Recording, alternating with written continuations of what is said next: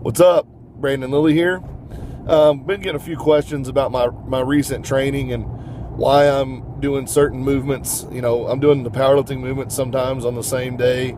Am I still doing the cube? What am I doing? And in reality, I'm doing a lot of volume. And the reason I'm doing a lot of volume is because I have a lot of weaknesses. And people will say, well, your total's this or your total's that. Regardless of what my total is, there are things that are apparent to me when I lift. They became very apparent to me after Pro Raw, after I totaled 2110 with no knee wraps. That's a fairly respectable total. But as I was lifting, deficiencies were clear to me. They may not have been visible to somebody watching, but you know when you feel good and you feel strong, and you know when you don't. And I primarily base this on the fact that I was too competition oriented last year, or really the last 18 months, versus training oriented. I really felt like I had a lot of things to prove, and I let that kind of chip on my shoulder dictate that I did more competitions than I did training. So I was always on these modified short training cycles, and you don't really notice it until it's almost too late.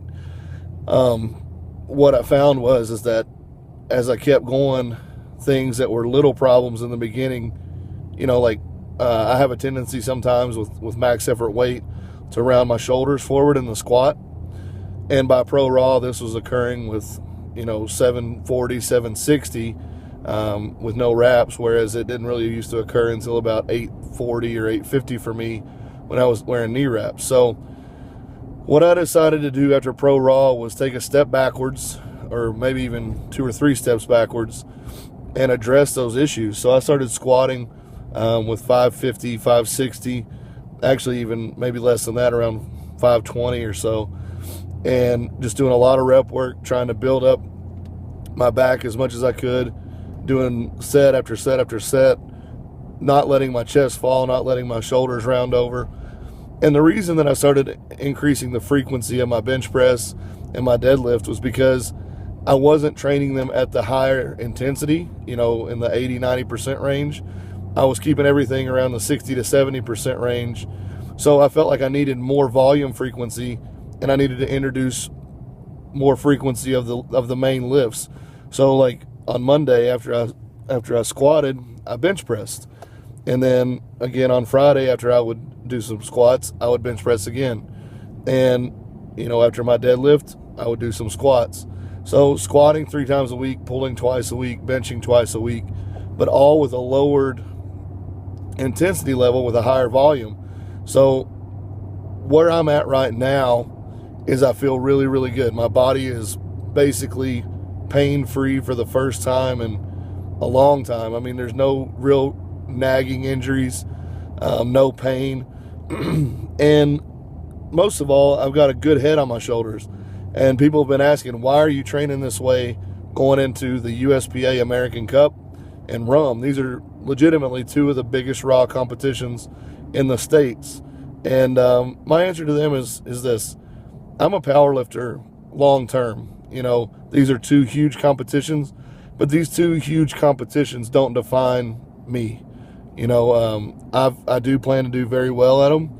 I plan on giving 100%. I will do the very best that I can, and I expect to have a good result, or I wouldn't do them. Why waste my time, energy, and money to make an ass of myself? But at the same time, if I go down here, I put up a less than, say, perfect total, or total that I'm not necessarily satisfied with, but I leave and I don't make the same mistakes that I made at Pro Raw, I'll know that moving forward I'm doing the right thing. And come September and November, when I compete again, those same deficiencies will no longer be there, but the numbers will be back where they should be, and I'll be ahead. So a lot of times I think guys are afraid to make the step backwards to fix things, and they're even afraid to compete when the numbers may not reflect 100% or a PR. But you need to compete. You need to put yourself in the situation where it's all on the line. You're gonna put it all out there. and see if the stuff is working. See if it's actually benefiting you. See if what you've changed is paying off. So that's really the long and short of it. For you guys that have also been asking, we're going to put something together. We've done a lot of work for the Wounded Warrior Project in the past. It's still a foundation that I think is important, but there's been a lot of bad press about funds being allocated for different things. So what I'm going to do is I'm going to research a pro-veteran organization. It may end up being the Wounded Warrior down the road once I figure everything out, but I'm going to put this training cycle together. Once I test it, once I see the results and give a lot of feedback, it's going to be basically another ebook, but it'll be all donation based that will go towards the troops, whether they're current or veteran. So that's kind of where I'm at, and I look forward to seeing a lot of you guys out in California this weekend. In a couple weeks, I'll see a couple of you all out in Florida at Rum. So stay strong, and I'll see you then. Thanks.